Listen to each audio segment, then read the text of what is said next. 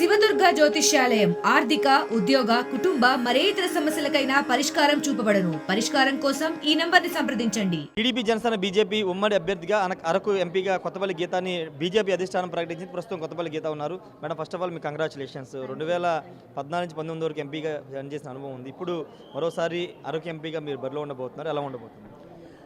చాలా సంతోషంగా ఉందండి. మొట్టమొదటిగా నేను మా ప్రధానమంత్రి గారికి, అలాగే జాతీయ అధ్యక్షులు నడ్డా గారికి, అలాగే అమిత్ షా గారికి అండ్ మా రాష్ట్ర అధ్యక్షులు పురంధరేశ్వరి గారికి అందరికీ కూడా నా హృదయపూర్వక ధన్యవాదాలు తెలియజేస్తున్నాను. ఈరోజు రాష్ట్రం ఒక్క ఛాన్స్ అని వచ్చి జగన్ రాష్ట్రాన్ని కంప్లీట్గా ఎలా నాశనం చేశారో మనం చూసాము. ఈరోజు ఉమ్మడి అభ్యర్థిగా అక్కడ నిలబడడం వల్ల ప్రజలు కూడా 100% మమ్మల్ని ఆదరిస్తున్నారు, బ్రహ్మరథం పడుతున్నారు. సో ఖచ్చితంగా మంచి ప్రభావం చూపిస్తాము. అండ్ ఉమ్మడి అభ్యర్థులుగా ఉన్న వాళ్ళందరం కూడా విజయం సాధించాలని చెప్పి మేము అహోరాత్రులు కష్టపడి పనిచేయడం జరుగుతుంది. అండ్ కూటమిలో కూడా మంచి స్కోప్ ఉంది కాబట్టి ప్రతి ఒక్కళ్ళు కూడా మాతో జాయిన్ అయ్యి వాళ్ళ సహాయశక్తులు మా కోసం కష్టపడడానికి రెడీగా ఉన్నారు. వైసీపీ కూడా 2-3 అభ్యర్థులు మార్చిన పరిస్థితి ఎలా ఉండబోతుంది వాళ్ళతో ఫైట్? పెద్ద ఫైట్ ఏం లేదండి అక్కడ. ఎందుకంటే జగన్మోహన్ రెడ్డి గారు ఎప్పుడు కూడా ఆయన నా మొహం చూసి ఓటేయండి అని చెప్పుకోవడం జరిగింది. ఈరోజు అందుకనే ప్రతిసారి కొత్త అభ్యర్థిని నిలబెట్టి ఏదో రకమైన మోడీ చేసి గెలవాలని ట్రై చేయడం చూస్తున్నారు. కానీ ఈరోజు చూస్తే జగన్మోహన్ రెడ్డి గారే నెగిటివ్ ఫేస్. ఎందుకంటే గిరిజనులు 100% మోసం చేశారని గిరిజనులు నమ్ముతున్నారు.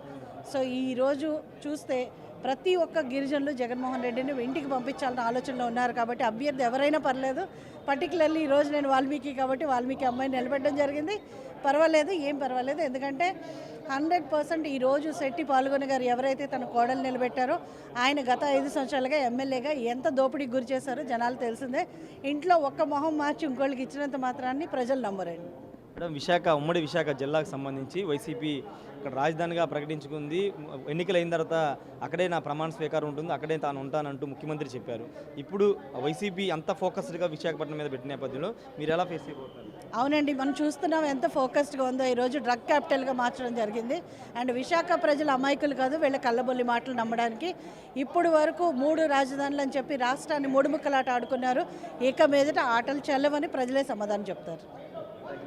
మొత్తంగా అయితే విశాఖపట్నానికి సంబంధించి డ్రగ్ రాజధాని విశాఖపట్నాన్ని మార్చేశారని కొత్తపల్లి గీత చెప్తున్నారు. అక్కడ అరకుకు సంబంధించినటువంటి ప్రజలు చాలా సమస్యలు ఎదుర్కొంటున్నారు. అక్కడ గిరిజనులు చాలా సమస్యలు ఆ సమస్యలన్నింటినీ తాను ఎంపీ అయిన తర్వాత పరిష్కరిస్తాను. బీజేపీ టీడీపీ జనసేన కూటమి అధికారంలోకి వచ్చిన తర్వాత అరకు పార్లమెంట్ ప్రజలకి అన్ని కార్యక్రమాలు చేస్తానని కూడా కొత్తపల్లి గీత చెప్తున్నారు. కెమెరా పర్సన్ విజయ్తో రాజేష్ RTV విజయవాడ నుండి. మరిన్ని వీడియోస్ కోసం ఛానల్ ని సబ్స్క్రైబ్ చేయండి. లేటెస్ట్ అప్డేట్స్ కోసం వాట్సాప్ ఛానల్ ని ఫాలో చేయండి. అండ్ లింక్ డిస్క్రిప్షన్ లో ఉంది.